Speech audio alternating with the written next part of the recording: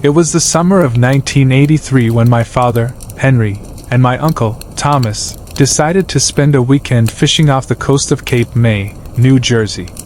They had taken my uncle's boat, a sturdy old thing named the Mariner, which had seen better days but was reliable enough for their weekend fishing trips.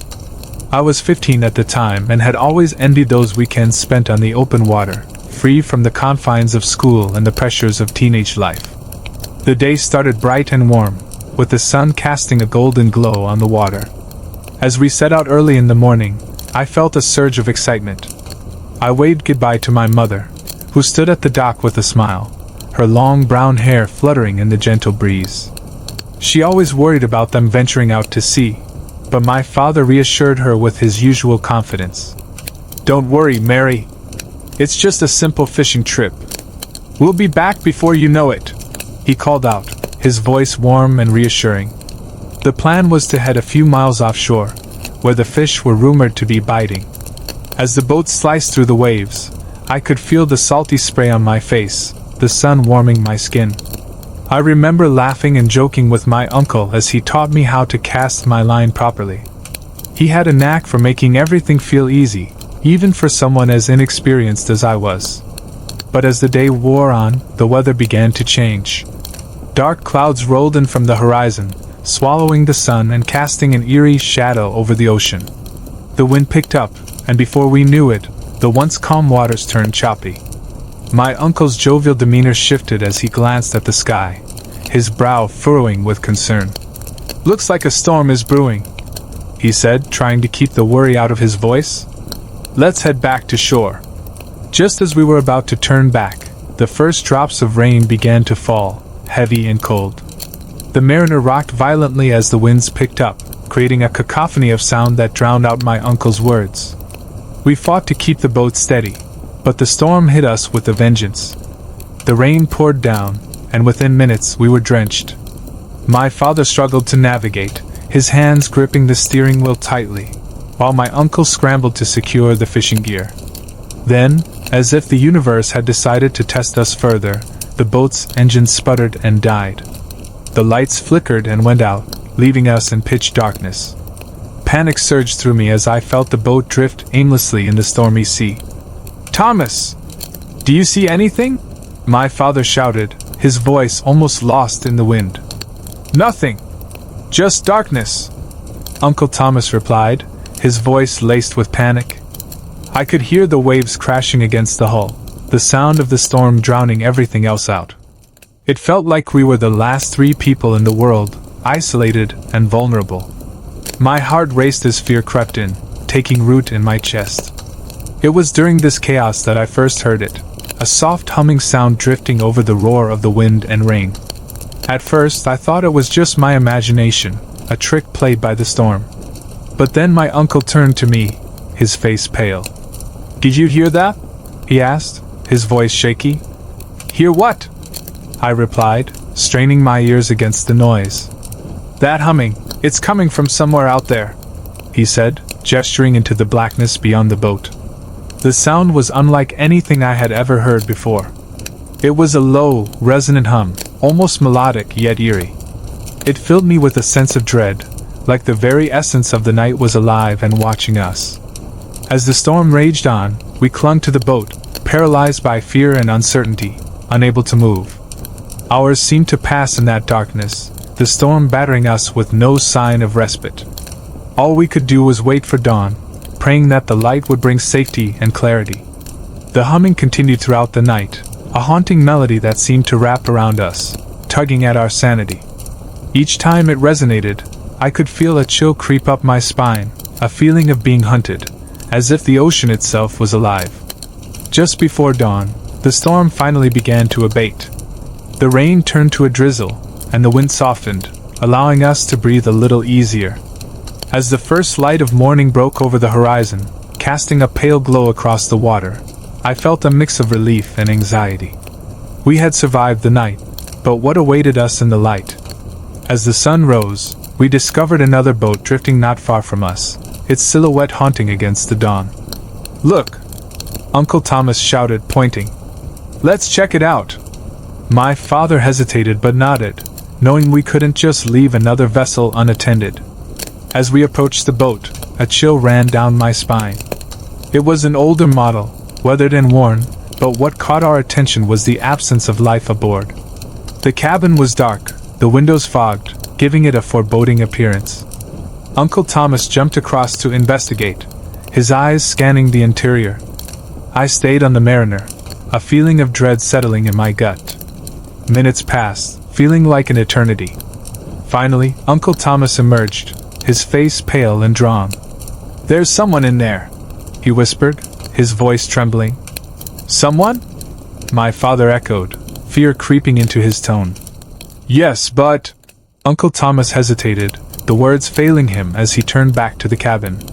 Curiosity got the better of me, and I hopped onto the other boat, my heart pounding in my chest. As I stepped inside, the smell hit me first, a sickly sweet odor, like rotting fruit mingled with something metallic. My eyes adjusted to the dim light, and there, hanging from the ceiling, was a body. A man, lifeless, swaying gently in the still air. Time froze as I stared at the figure, my mind struggling to comprehend the horror before me. The man was dressed in a tattered shirt, his eyes wide open, staring vacantly at nothing. It was clear he had been dead for some time. The sight was grotesque, surreal. My heart raced as I fought the urge to turn and run. Uncle Thomas stepped closer, peering at the man's face, recognition flickering across his features. I think I know him," he stammered, taking a step back as if the realization was too much to bear. "How is that possible?" my father asked, his voice trembling. "He was a fisherman from the area. I heard stories about him, strange tales. People said he went mad out here on the water, that he could hear voices." Uncle Thomas's voice trailed off, and I could see the color drain from his face. The words hung in the air, heavy with dread. What had happened to this man? Why was he here? I felt a cold chill creep up my spine, realizing that this could have been any of us. I looked around the cabin, half expecting to see something lurking in the shadows, something that had driven this man to such a fate. As Uncle Thomas struggled to regain his composure, my father pulled out his radio. "We need to call the Coast Guard," he said, his voice steady despite the fear in his eyes.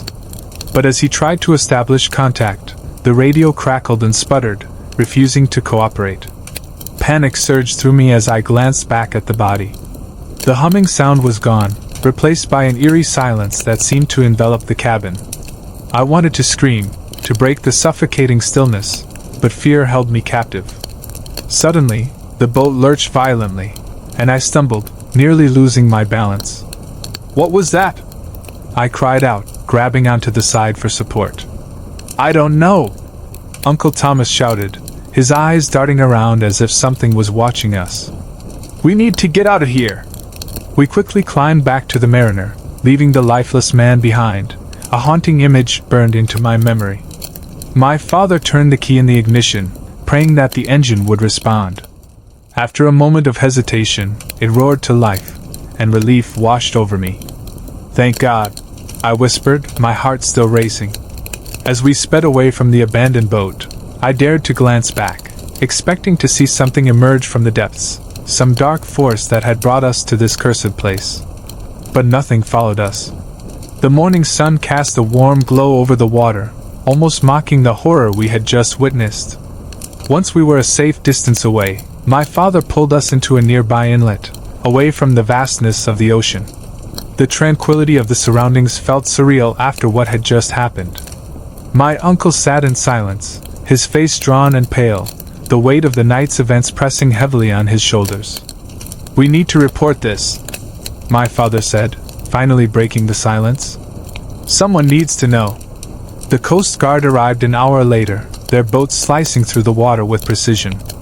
I could see the concern in their eyes as my father recounted our tale, and I watched as they prepared to head out to the other boat. I could only imagine what they would find. The thought made my stomach turn. After the Coast Guard left, a heavy silence fell over us. I could see the questions swirling in my uncle's mind, and I couldn't shake the feeling that something was fundamentally wrong about that night. The humming sound lingered in my thoughts, a haunting melody that refused to fade. The drive back home felt surreal. My father tried to maintain his composure, but I could see the weariness etched on his face. Uncle Thomas, usually the life of the party, sat in silence, lost in his thoughts. I wondered what haunted him about that night, and the strange stories he had shared. Years went by, but the memory of that night never truly faded. Uncle Thomas became a recluse, often speaking of the night in hushed tones, as if afraid to disturb the spirits that lingered. My father tried to put it behind him, but I could see the shadow of fear in his eyes whenever the ocean came into view.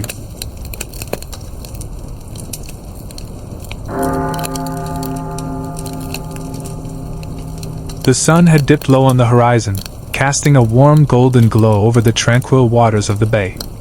I stood at the helm of Chris's 27-foot center console, feeling the gentle sway of the boat as it floated peacefully near the shore. The air was filled with laughter and the smell of salt water, a perfect prelude to what we thought would be an ordinary evening. The five of us, Chris, Jenna, Mark, Lily, and I, had set out earlier that day, excited for a night of relaxation and camaraderie on the water. Little did we know that our carefree adventure was about to take a dark turn. We had made a stop at a quaint riverside restaurant, where we enjoyed fresh seafood and traded stories, reminiscing about our college days. Chris, the ever-enthusiastic captain of our little crew, had charmed the waitstaff, making us feel like VIPs for the evening. We could see the flickering lights of the restaurant reflecting off the water as we made our way back to the boat. The laughter lingered in the air as we settled in, our hearts full and our spirits high. Once back on the boat, the atmosphere shifted slightly as the sun dipped below the horizon. The water shimmered like a blanket of stars, and the sound of our laughter faded into the background of gentle waves lapping against the hull.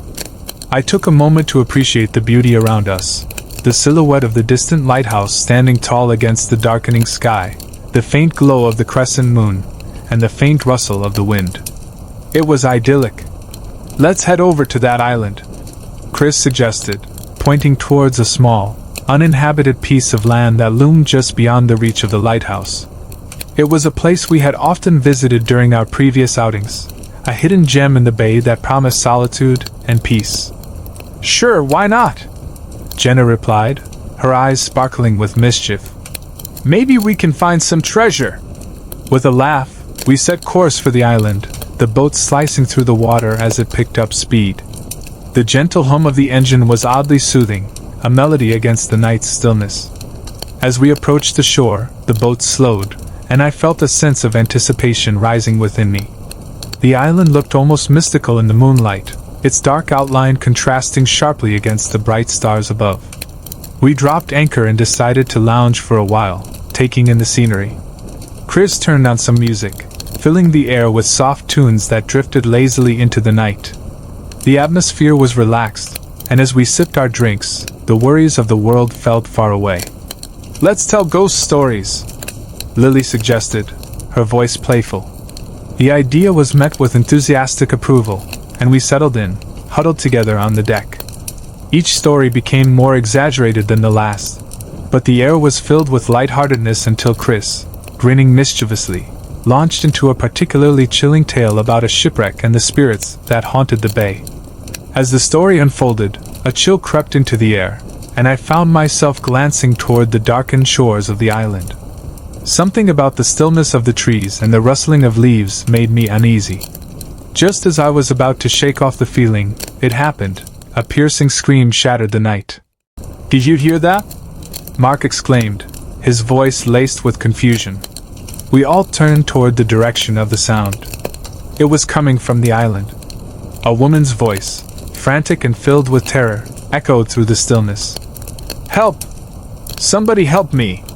The desperation in her tone sent shivers down my spine.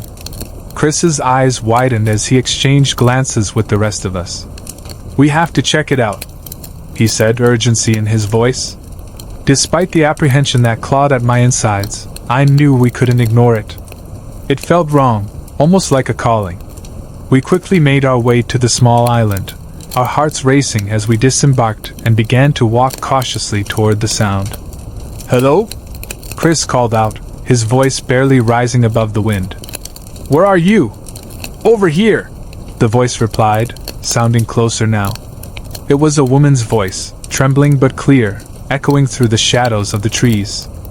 As we pushed deeper into the underbrush, the thrill of the chase mixed with a growing dread. The darkness closed in around us, and the branches clawed at our skin.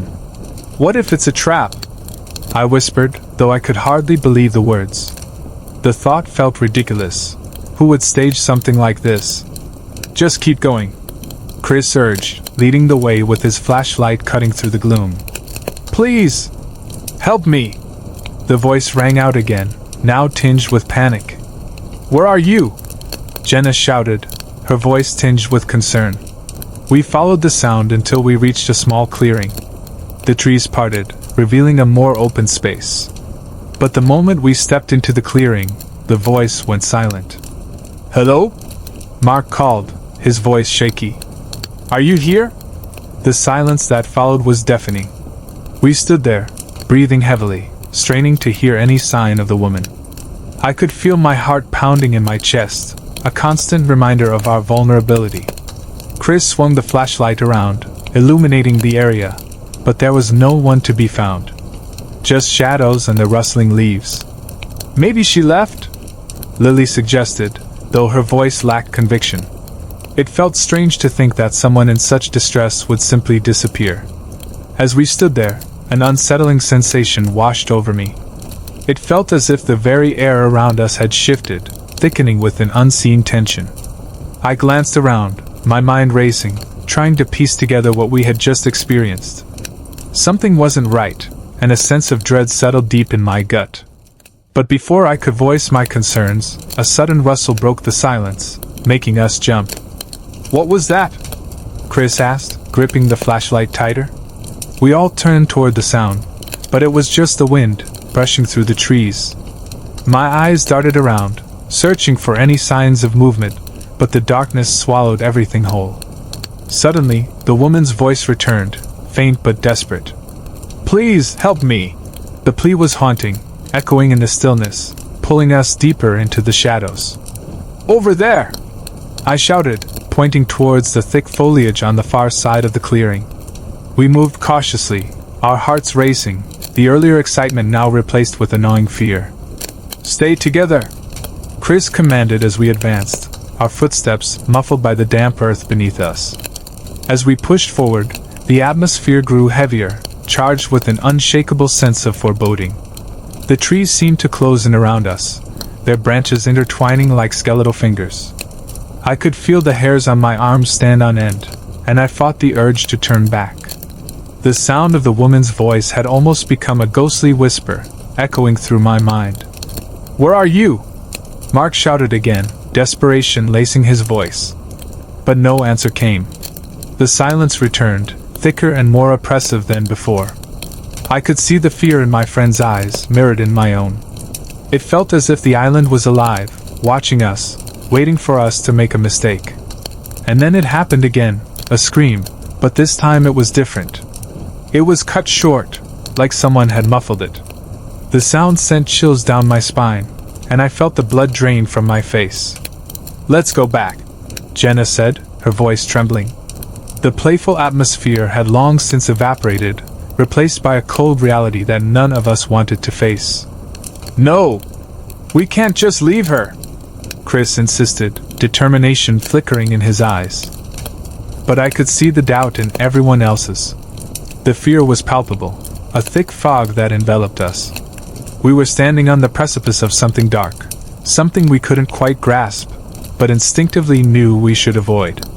Just as I opened my mouth to speak, the engine of a boat roared to life in the distance, breaking through the darkness like a knife. The sound of its engine echoed across the bay, and I felt a surge of hope. Help was on the way. "Let's get back to the boat," I urged. "We can call the authorities." But just as we turned to retrace our steps, the woman's voice pierced the night once more, a frantic wail that sent a jolt of fear through me.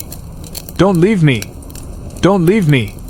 It echoed through the trees, wrapping around us like a vine, and suddenly it felt like we were the prey in a cruel game. The oppressive darkness deepened, and the weight of the moment pressed down on me. "We have to go!" I shouted, fear propelling my words. As we stumbled back through the underbrush, I could hear the distant sound of the approaching boat, but it felt too far away. The crunch of leaves beneath our feet and the rustle of branches around us drowned out the haunting cries of the woman, but my heart still raced, pounding in my chest like a caged animal. Each step felt heavier than the last, and a chilling realization sank in. What if we weren't the only ones on this island? What if something else lurked in the shadows? We burst back into the clearing, gasping for breath as we regrouped. Chris's face was pale, his confidence from earlier replaced by uncertainty. "Did you hear that?" he asked, his voice barely a whisper. "Yeah, I heard it," I replied, glancing over my shoulder at the darkened tree line. "We can't stay here. Let's just get to the boat," Jenna urged, her voice shaky. She was trembling, and I could see her eyes darting nervously, searching for any sign of danger. We turned toward the shoreline, pushing through the underbrush that seemed intent on holding us back, reluctant to let us leave. As we neared the edge of the island, the night felt colder, the air thick with an unshakable dread. "Wait!" Mark suddenly called out, causing us all to stop in our tracks. He was pointing toward the water, his eyes wide with fear. "What?" Chris demanded, shifting the flashlight's beam to where Mark was looking. The beam of light landed on something small and dark floating in the water. As we drew closer, my stomach dropped. It was a small boat, bobbing gently in the waves, but it was empty. "Where did it come from?" Lily murmured, taking a step back. "I don't know," Chris said, glancing at each of us. "But we need to hurry." We sprinted down the bank, the shadows seeming to stretch and twist around us as we reached our own boat. I was the last to jump aboard, glancing over my shoulder one last time, half expecting to see someone emerging from the trees. But the island lay silent, its dark secrets hidden in the shadows. "Start the engine!" Chris shouted as he climbed into the captain's seat, his hands trembling slightly as he fumbled with the controls. The engine roared to life, filling the air with a mechanical growl that broke the eerie silence. I could see Chris's eyes darting around, scanning the shoreline for any signs of life as we pulled away from the island. "What the hell was that?" I gasped, still trying to catch my breath. "I don't know," Chris said, his voice tense. "But we need to get out of here." As we moved farther from the island, the waves grew choppier, splashing against the hull and sending cold spray into our faces. The shadows of the trees began to fade behind us, but the dread lingered, a heavy weight pressing on my chest. "Did you see that boat?" Mark asked, his voice barely audible above the roar of the engine. "Where did it come from?" "I don't know," Chris said, his brows furrowing in concern. "But it shouldn't have been there. No one's supposed to be out here at this hour." "Maybe it was the woman's?" Jenna suggested, her voice shaking.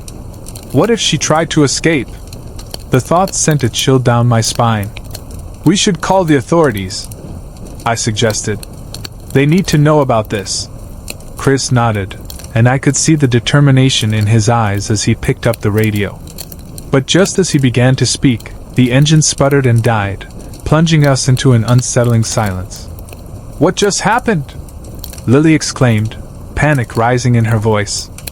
"I don't know," Chris shouted, his voice rising in pitch. "I'll try to restart it." He turned the key, but the engine merely clicked, refusing to respond. "Damn it!" he cursed, slamming his fist against the dashboard. Panic set in as we drifted, the current carrying us slowly toward the island we had just escaped. "We need to paddle!" I shouted, grabbing an oar and handing it to Mark. "What if it's waiting for us?" Mark stammered, fear etched across his face. "Then we fight," Chris said, determination flooding his voice. "We're not going down without a fight." We all grabbed oars and began to paddle furiously, our hearts racing as we fought against the current. The island loomed closer, its shadow stretching out like a dark hand reaching for us. Then, just as we began to gain distance, a blood-curdling scream shattered the night, echoing through the air. "Help! Someone help me!" It was the woman again, her voice clear and desperate. Go! Chris shouted, his face pale as he turned to face the island. Don't stop! The screams filled the air, rising higher and higher, drowning out our panic as we paddled with all our strength. But as we neared the edge of the island, the cries ceased abruptly, plunging us into an oppressive silence. What just happened? Jenna whispered, her voice trembling. I don't know, Chris said, his voice tight with fear. But we can't stop. We paddled faster, desperation fueling our movements, the boat slicing through the water. I could feel the weight of the darkness pressing in around us, the shadows of the trees reaching out as if to grab hold of us. Then, out of nowhere, we heard a low rumble, a sound that sent shivers down my spine. It was the engine of another boat, echoing through the night, coming from the direction of the island. Look! Mark shouted, pointing toward the shore. A spotlight cut through the darkness, illuminating the trees as a patrol boat appeared, its lights flashing. Over here! Chris yelled, waving his arms frantically. The patrol boat turned toward us, and we felt a surge of relief wash over us as it approached. The sound of its engine was a lifeline, cutting through the night. As it pulled alongside, the officer leaned over the side, concern etched on his face. What's going on? There was a woman! I exclaimed, breathless. We heard her screaming from the island.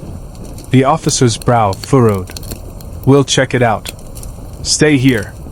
He turned and motioned for his partner, and the two of them sped off toward the island, their boat disappearing into the darkness. We watched, hearts pounding, anxiety creeping back in as we waited for them to return. Minutes felt like hours as we sat in silence, our minds racing with fear and uncertainty. What if they don't find her? Lily finally said, her voice barely a whisper. They will, Chris replied, though I could see doubt flickering in his eyes. But deep down, we all knew that something wasn't right. The woman's cries had been desperate, and now we were left waiting, helpless and terrified. Finally, after what felt like an eternity, the patrol boat returned. The officer looked grave as they approached. We didn't find anyone, he said, shaking his head. But we'll keep looking. What do you mean you didn't find anyone? Chris demanded, his voice rising. We searched the entire island, the officer replied, his tone somber. There's no sign of anyone. No footprints, no belongings. Just nothing. The words hung heavy in the air, settling over us like a shroud. Are you serious? I blurted out, disbelief flooding through me. We heard her. She was there. I know, the officer said, his expression softening. But sometimes, sounds can carry in ways we don't understand. We'll continue to investigate, but for now, you all need to head back to shore. As we made our way back to the harbor, the weight of what had happened settled heavily on our shoulders. The laughter and joy we had shared earlier felt like a distant memory, replaced by an unsettling silence that hung in the air. Once we reached the dock, we all disembarked, the world feeling different, more sinister. Did that really happen? Jenna asked, her voice shaky. I don't know, I admitted, looking back at the water. The shadows of the island loomed in the distance, a dark reminder of the night's events. As we walked away, I couldn't shake the feeling that something had followed us, lurking in the depths of the darkness, waiting for the next moment to strike. The woman's voice echoed in my mind, a chilling reminder of the mysteries that lurked in the bay, shrouded in secrets and shadows. In the days that followed, we tried to piece together what had happened that night, but the mystery remained. The news reports didn't mention anything about a woman in distress, and the bay returned to its deceptive calm. But we knew better. The darkness had its secrets, and some nights were better left unexplored.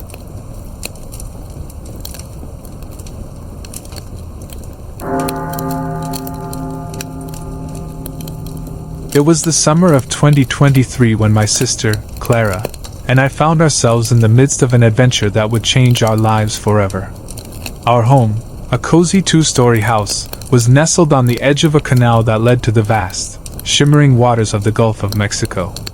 The salty air, the vibrant sunsets, and the endless opportunities for exploration had always made Florida a paradise for us. Little did we know that summer would bring a chill that would seep into our bones. Clara and I spent most of our afternoons on the water, zipping around on our jet skis, our laughter echoing across the waves. My parents worked hard, often leaving us to our own devices. They trusted us, believing that the canal was our playground, a safe haven where we could be free.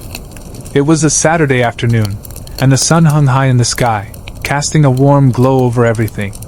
We decided to head out, the hum of our jet skis blending with the sound of seagulls cawing above. As we raced through the water, Clara suddenly slowed down, her brow furrowing with concentration. "Do you see that boat over there?" she asked, pointing to a small, weathered fishing boat that was anchored nearby. I squinted against the sun's glare, finally noticing an elderly man at the helm, his white beard flowing like sea foam in the wind. He seemed to be watching us, an unsettling gaze fixed upon our playful antics. My gut twisted a little, but I brushed it off as paranoia. "Let's go say hi," Clara exclaimed, always the more adventurous of the two of us. Reluctantly, I followed as she steered towards the boat. As we approached, the man looked up and smiled, but there was something off about that smile. It felt too wide, too toothy. Well, what do we have here? Two young ladies enjoying the sun?" he called out, his voice crackling like the radio static on an old transistor. "You know, you girls should come over for a swim at my place. I have a great spot just around the bend." I exchanged a glance with Clara, both of us feeling an instinctual discomfort. "Thanks, but we're good here," I replied, trying to keep my tone light. Clara, however, was bolder. "Why would we swim at your place?" she asked, her tone sharper than I expected. The man's smile faltered for a moment, and in that flicker, I felt a rush of fear. "It's just a friendly invitation, nothing wrong with that," he insisted, but there was an edge to his voice now, almost pleading. "No, really. We're fine," Clara shot back. With that, we turned away, the engine of our jet skis roaring back to life, drowning out any further attempts he made to engage us. As we sped away, I could feel the man's eyes on us, the weight of his stare heavy on my back. After a day filled with sun and laughter, we returned home, the sun sinking low on the horizon, casting long shadows over our property. Just as we were about to pull up to the dock, I noticed the old man's boat had followed us down the canal. He was now anchored just outside our house, his silhouette stark against the orange sky. "Do you think he's still watching?" Clara whispered, her voice barely audible over the engine's hum. "I don't know. But it's kind of creepy, don't you think?" I replied, my heart racing as I parked my jet ski. We climbed off, hurriedly tying the ropes, casting glances back towards the man's boat. As we entered the house, I couldn't shake the feeling that we were being watched. I peered through the window, seeing the old man leaning against the side of his boat, his gaze still fixated on us. It felt as though he was waiting, lurking in the shadows of our lives. The rest of the evening passed in a blur of nervous energy. Dinner was quiet, my parents chatting away about their day while Clara and I exchanged worried glances. We didn't mention the man to our parents. We didn't want to cause unnecessary worry.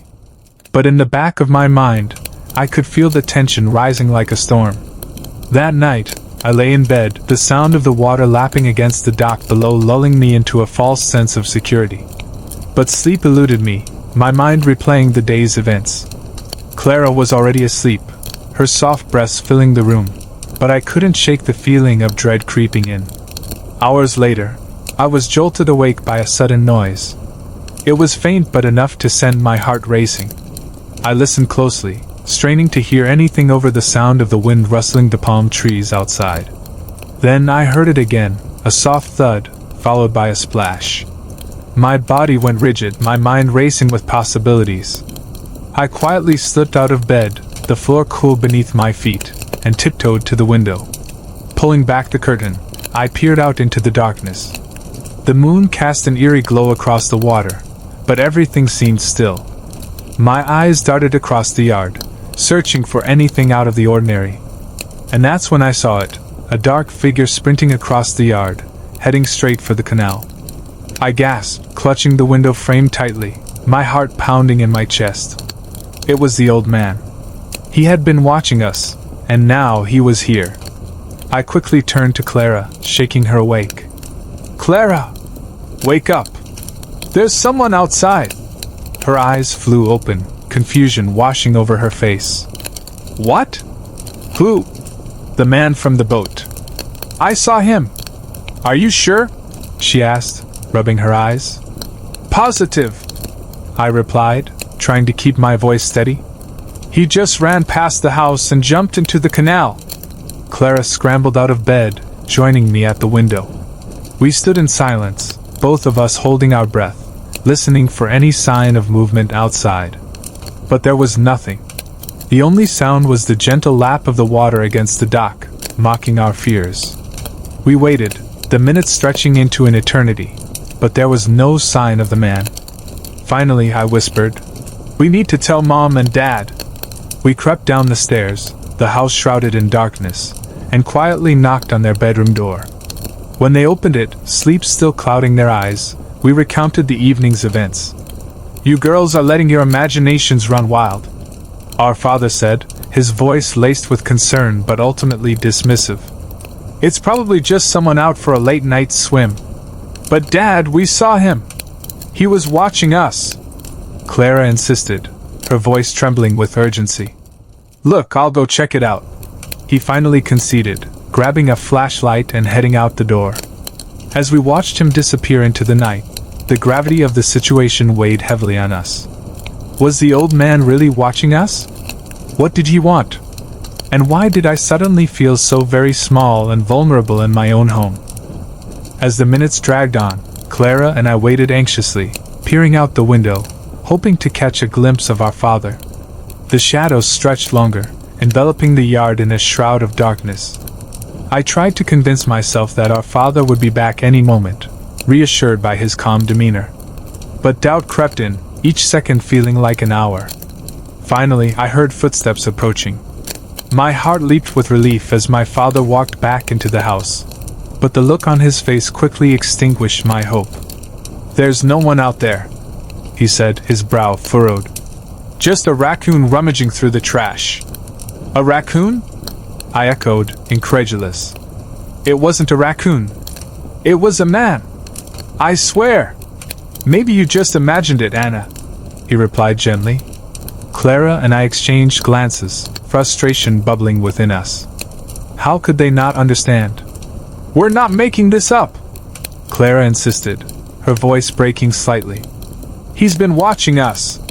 "We'll be fine," my father said, attempting to reassure us as he turned off the hallway light and headed back to bed. "Just go to sleep. It's late." Reluctantly, we followed his advice, but sleep eluded me once again. I lay in bed, staring at the ceiling, every creak and groan of the house sounding like whispers in the dark. It was only when the first rays of dawn broke through the curtains that I finally managed to drift off. The next morning, the sun was bright, the world outside seemed so normal, yet a knot of unease tightened in my stomach. Clara and I decided to skip our usual morning jet ski ride, opting instead to stay close to the house. "I can't shake this feeling," Clara admitted as we sat at the kitchen table, our breakfast untouched. "What if he really is dangerous? Maybe we should tell Mom and Dad again," I suggested, my mind racing with worry. Just then, we heard a knock at the door. My heart raced as Clara and I exchanged worried glances. "Who could it be?" "I'll get it," Clara said, standing up. She walked slowly to the door, glancing back at me nervously. When she opened it, my heart sank. It was the old man, standing on our porch with a disarming smile that felt too wide for comfort. "Good morning, girls," he called cheerfully, as if he were an old friend. "I just wanted to make sure you were all right after last night. I saw the lights on and thought I'd drop by." "What do you want?" I blurted, unable to hide my distrust. "Oh, just to check on you. I've lived in this neighborhood for a long time, and I want to make sure the kids are safe. You know how the water can be at night." Clara shifted uncomfortably, her eyes darting between the old man and me. "Thanks, but we're fine," she said, her voice shaky. The old man chuckled lightly. You girls are just being cautious. That's good. But don't worry about me. I'm just here to keep an eye on things. Why do you keep watching us? I blurted, unable to contain my frustration. We don't want you here. He raised an eyebrow, the smile fading slightly. Oh, come on now, don't be like that. I'm just a friendly neighbor. We should all look out for each other. Yeah, but you're not really being friendly, Clara said, her courage growing. You need to leave. For a moment, the old man looked taken aback, his smile replaced by a frown. All right, girls. I'll go. But remember, I'm always around if you need anything. With that, he turned and walked away, the tension in the air thickening as we watched him retreat down the driveway. Once the door was closed, Clara and I sank into the nearest chairs, our hearts racing. What was that? I asked, my voice barely above a whisper. I don't know, but we need to tell Mom and Dad now, Clara said, her eyes wide with fear. We rushed to our parents, our voices overlapping as we recounted the encounter. My father listened intently, his expression shifting from confusion to concern. I'll have a talk with him, he promised, his jaw set. As the day unfolded, I tried to distract myself by playing games and binge-watching our favorite shows, but the shadow of the old man loomed over me. Every creak of the house felt amplified, every whisper of the wind outside a reminder of the unsettling encounter. That night, the feeling of unease returned.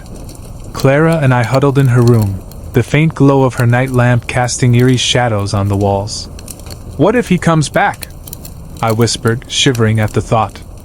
Maybe we should just lock the doors and stay inside, Clara suggested.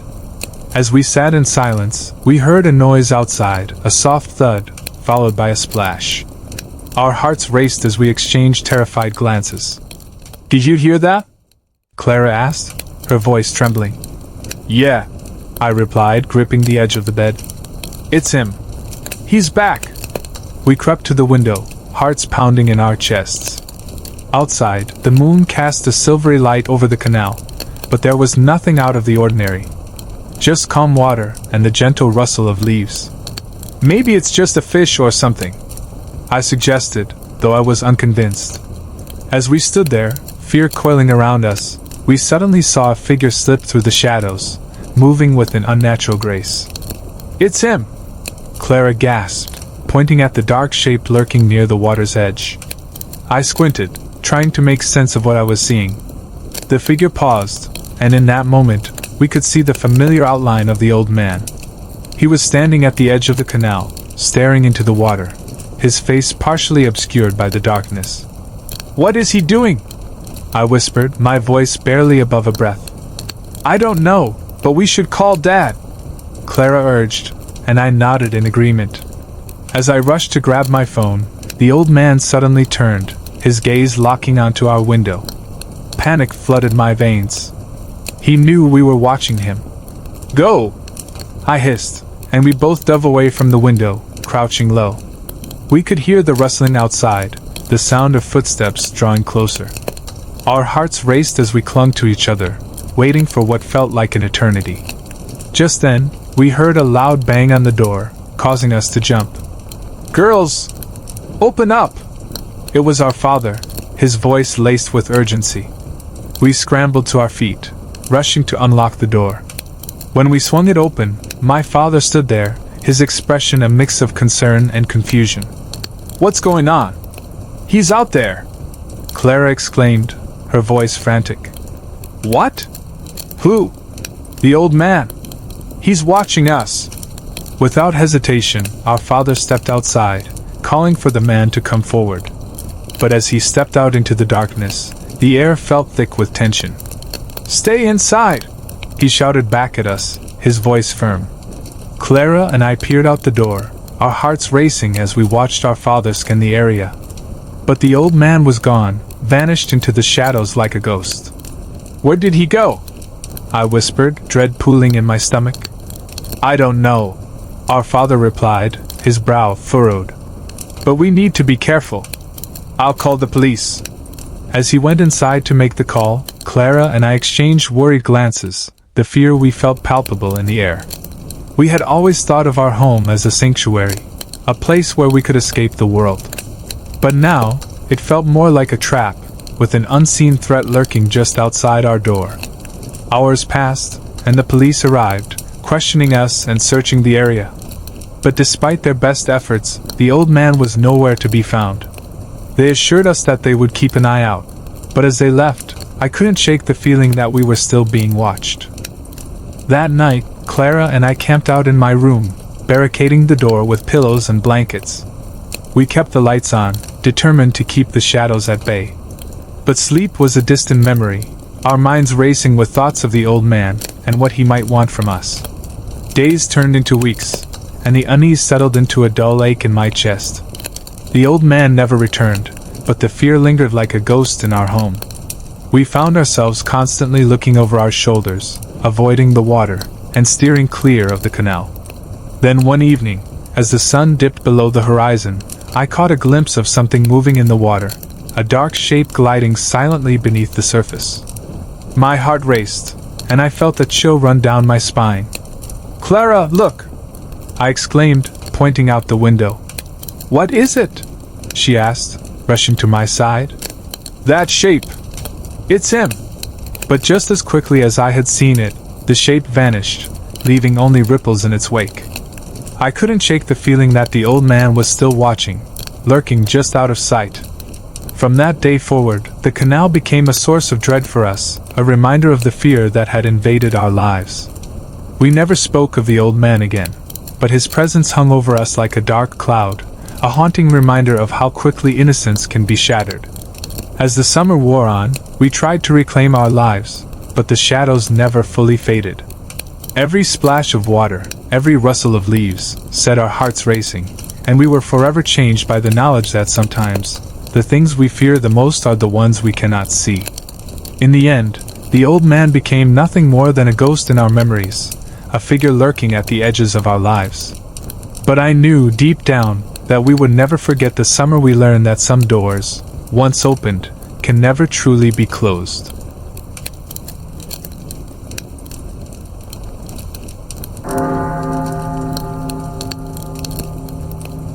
It was a warm summer evening in 1998 when I, a mere 10 years old, embarked on an adventure that would haunt me for the rest of my life. My parents had rented a small, old-fashioned houseboat for a week-long getaway on the serene waters of Lake Serafine, nestled deep within the lush forests of Northern California. I had always loved the water, and the idea of spending days fishing and swimming in the lake filled me with excitement. Little did I know, this seemingly idyllic setting would soon become the backdrop for one of the most terrifying experiences of my childhood. The houseboat, with its creaky wooden floors and sun-bleached paint, had a charm of its own. It swayed gently with the lapping waves, and the air was filled with the sounds of birds chirping and the occasional splash of a fish breaking the surface. My parents were in high spirits, eager to make the most of our vacation, and I was no exception. The first few days were filled with laughter, games, and the joy of exploring our surroundings. I spent hours on the deck, my small legs dangling over the edge, staring into the shimmering waters below. On the third night, the atmosphere began to change. The sky was overcast, and the wind howled through the trees, casting eerie shadows across the deck.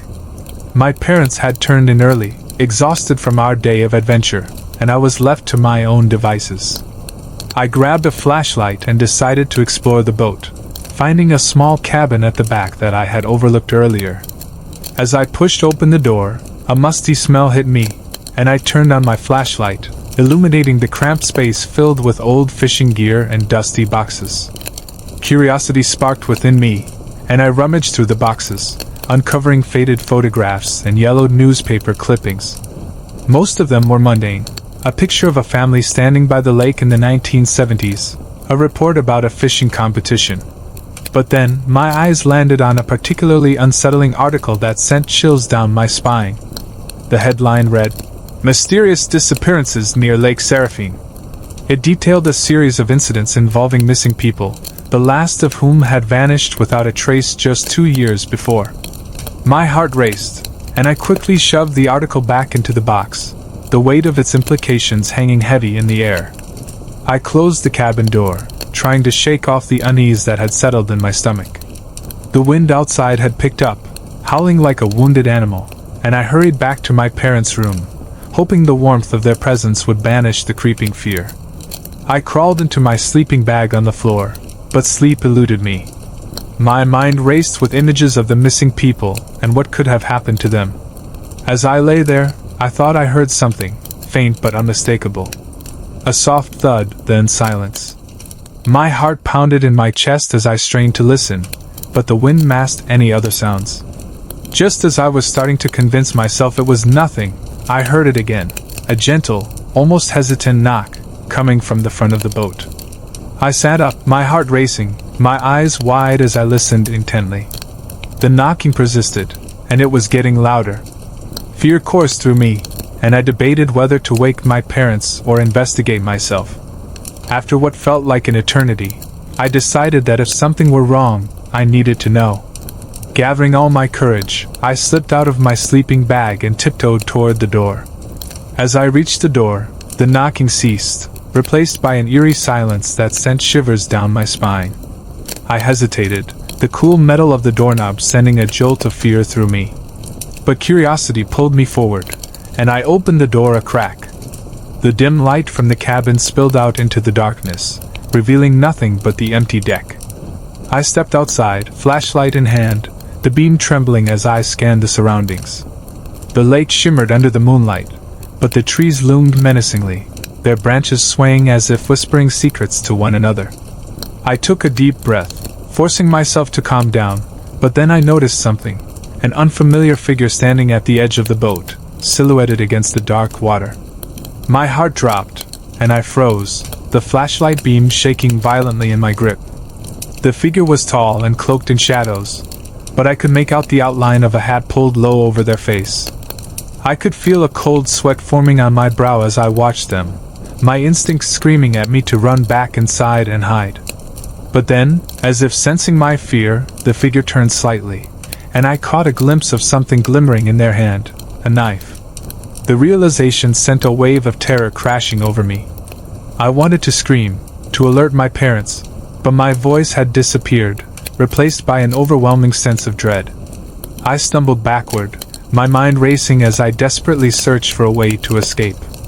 Just then, a loud crash echoed from the back of the boat, and I turned to see my father rushing out of their cabin, his face contorted in confusion. "What's going on, Emma?" he shouted, his voice cutting through the tension. The figure at the edge of the boat turned to look at him, and for a moment, everything seemed to freeze.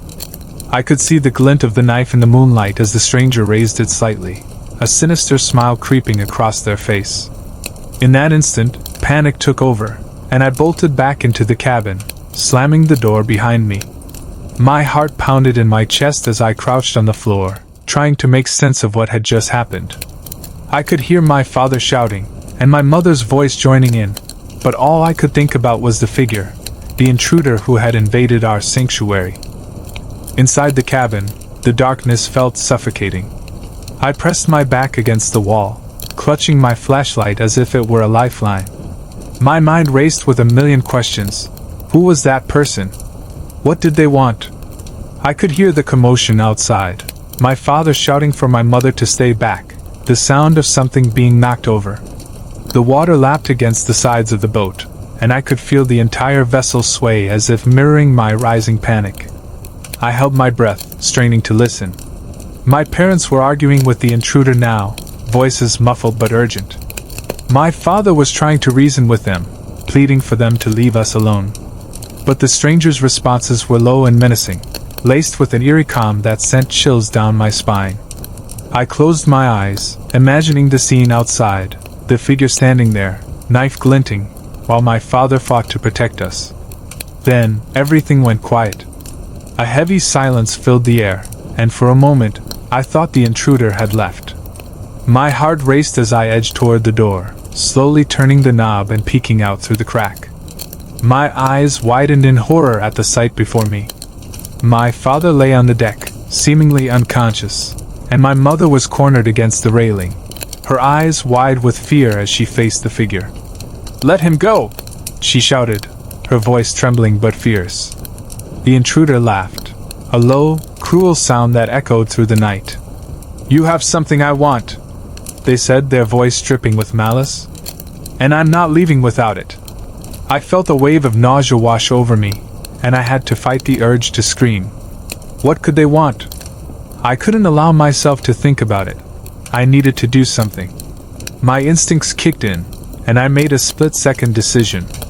I slipped back into the cabin and grabbed my father's fishing rod, the only thing I could think of that might help. With the rod in hand, I took a deep breath, steeling myself for what lay ahead. I crept toward the door, the fishing rod trembling in my grip, and forced myself to step outside. The moment I did, I felt a surge of adrenaline. "Get away from my mom!" I shouted, brandishing the fishing rod like a weapon. The intruder turned, surprise flickering across their face. For a split second, it seemed as if my sudden presence had caught them off guard. My mother's eyes widened in recognition, and she called out, "Emma, no!" But I stood my ground, trying to project confidence I didn't feel. "Just leave us alone," I demanded, my voice steadier than I expected. The intruder's expression shifted, and they took a step toward me, the knife glinting ominously in the moonlight. "You should have stayed hidden, little girl," they hissed, their voice low and threatening. I didn't move.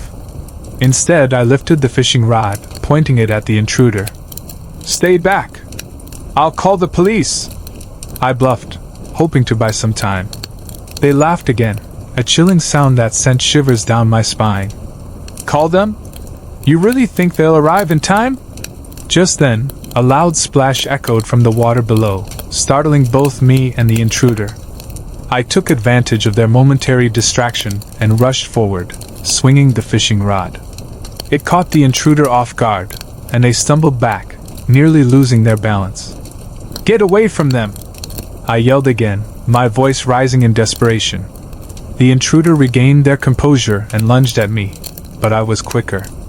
I darted to the side, dodging their grasp as I swung the rod once more.